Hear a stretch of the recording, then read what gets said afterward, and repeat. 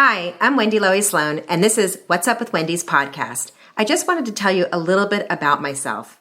I began my career in New York City as a television producer for talk show legends Phil Donahue and Geraldo Rivera. And for the last decade, I've used these experiences to create my unique style in interviewing hundreds of A-list celebrities, newsmakers, comedians, musicians, reality stars, fitness and nutrition experts, best-selling authors, and so much more. So I hope you enjoy this wide variety on my podcast. I hope you'll share and subscribe. And again, thanks for tuning in. Thanks for tuning in to another episode of What's Up with Wendy's podcast.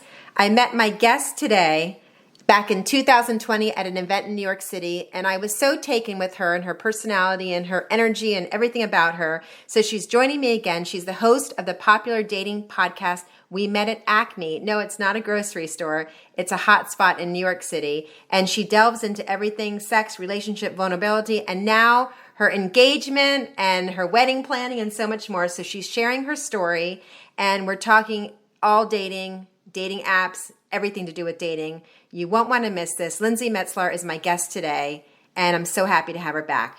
So subscribe and share on any of your favorite platforms. What's Up with Wendy?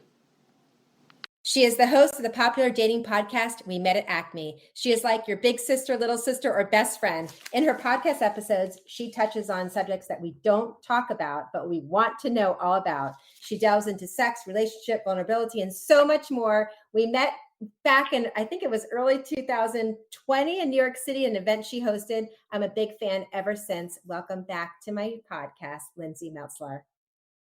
Hey, Wendy. Thank you for having me back. Oh my God, that night in New York City with you was one of the best nights I've had in such a long time. Still to this day. It was so much fun. I had the most fun time. I was just so enthralled with you because you just uber that like energy and that warmth and that goodness. And it kind of felt like I knew you forever.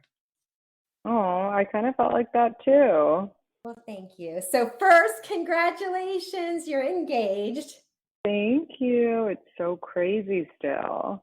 I can't even imagine. I can't imagine, but I want to talk about that and the whole journey and the story and the ring and the planning and how crazy you are probably now even more than ever because of this. But first, let's talk a little bit about your podcast and how that was born for those that don't know, because I love the story of it. Yeah. So my podcast started because I'd always very much been into dating and people's dating stories. And I had, I was just always very curious about it. And I was like the person out of my friends people went to for dating advice. But then all of a sudden I found myself dumped on my birthday. Wait, and on your birthday, no less, right? On my birthday. Yeah. And it was totally out of the blue and so awful. And it made me realize that there's probably a lot about dating that I don't know that I thought I knew. And so I started this podcast to kind of find that stuff out. So how old were you when that all happened? When that happened, I was 27 and now I'm 31. So it's been 4 years, which is crazy. That is crazy. Doesn't it go by in like a second? So how we met. So, and I love the name because I told you this when I first was introduced to you, I was like, how we met at Acme? You mean the grocery store Acme? What do you mean? I didn't know it was like the hottest bar in New York City. Oh, I love that. It's so funny. It's a grocery store in a lot of places. Like Acme can be anything that you want it to be, really. So did you hear about that before? I said that too, because I was like, wait, and then I called my niece who's like in Millennial in New York City. And she's like, oh, it's the hottest bar. What are you talking about? Yeah, that's so funny. So why do you think your podcast resonates with so many? Because dating is not easy. It's not easy at all. I think that it resonates because a lot of our listeners are going through similar things that, I'm going through, that I was going through when I started the podcast, and that our guests are going through. And it's really hard, like dating in the city, dating as a millennial. You have to like know about all these things that you didn't have to know about when you were dating, back in the day, and social media and all these different ways to communicate and to not get communicated with. And so I think there's just a lot more, it's more complicated. And not to age myself, but when I was in my 20s in the city, it was a whole different world. And there was not Mm, Instagram, and there was not all this social media, and there was not all these dating apps. Well, maybe there was, I didn't know about them, but certainly not like there are now. And it just seemed easier back then, I think, to date. I don't know if that's true or yeah. not. What are the greatest lessons that you've learned from yourself and from other people since you started the podcast? There's so many lessons that I've learned. I would say the biggest takeaway that I always say is if you're confused about how they feel about you, they're not interested, because you wouldn't be confused if they were. It would be so clear. And I think also, like, I really don't like to give ultimatums, and I've never been into the whole ultimatum thing. And so, don't say, what are we, or when are you going to propose, or when are we going to move in together? I think things are best when they happen naturally with no pressure, especially if you're dating a man who doesn't react well to that kind of thing. Especially, and things should be easy, shouldn't be complicated. Exactly. Um, Exactly. That's what would something I've learned as well. what would you tell your 20 your old self, your 20-year-old self, um, now?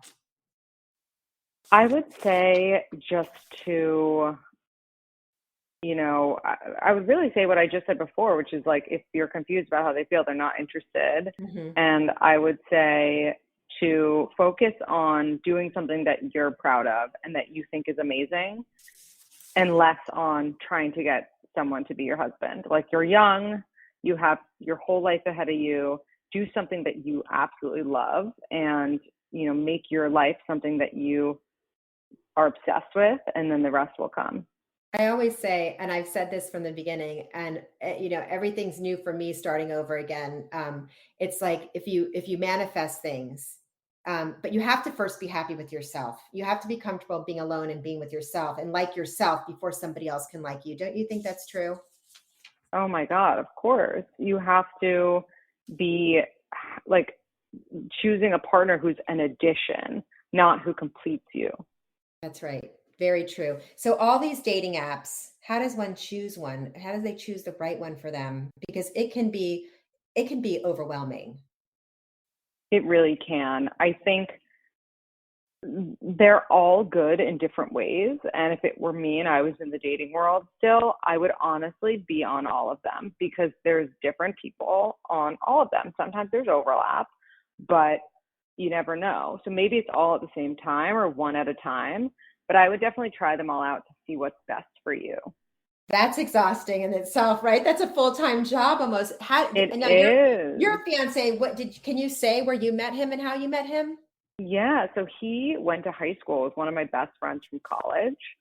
And so I was lucky enough to kind of know him already by the time that we ran into each other on New Year's.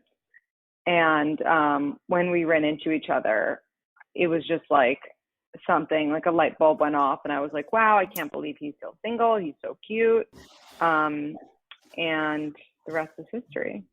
Oh my God, I love the story. We're going to get to the story. First, I'm going to talk about some dating stuff. If you just tuned in, and talking to Lindsey Metselaar, she's the host of the popular dating podcast, We Met at Acme. Best dating advice, first date. First date, I have a few things. I would say go into it like you're making a new friend. Because if you go into it like you're making a new friend, there's no pressure. There's no putting them on a pedestal. You're just going in, and if you have a good time, that's great. And then I would say don't have more than 2 drinks, because nobody likes anyone who's sloppy, and you don't want them to have 2 drinks either, really. And don't go home with them. Like, let them earn that, have the build up happen, because that's fun.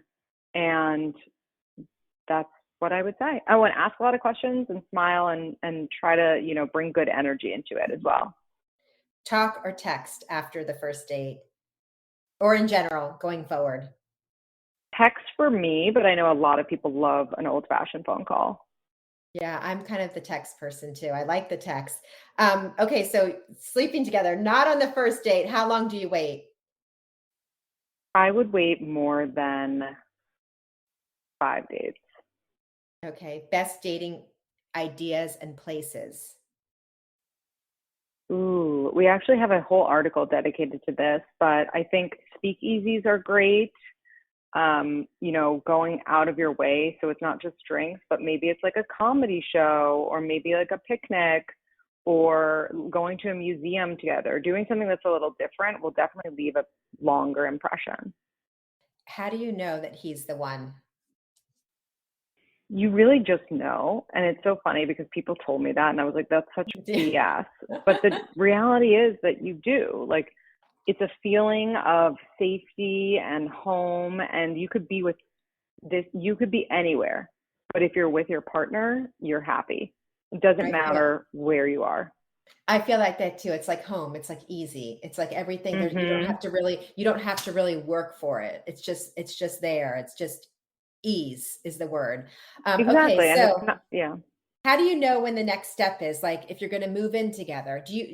First of all, I know that you're living with your fiance, but you moved in Hmm. before you got engaged. Do you We think did. that's a pro for everybody? Oh, yes. I think everyone should live with their partner before they get engaged. You learn so much about a person when you live together, and you don't want to be, you know, married and then notice that they don't put the seat down after they use the bathroom. Like, it's so important to just like know these things about a partner. It's very important information. So how much has life changed for you? So you went from dating and then you discussed, let's move in together. When did you know that that was the right time? I think just think like outside factors contributed to it, like leases being up and things like that. But there was also the feeling of us not wanting to be away from each other, which was really nice. And, us being happiest when we are spending the night together and wanting to do that over and over again. Oh, that's so sweet. So in a normal day, your typical day, tell us about your typical day. You're, I'm sure it's changed a lot because now you're planning the wedding and the engagement happened and Yeah. there's parties and you're working. So your typical day must be like tripled.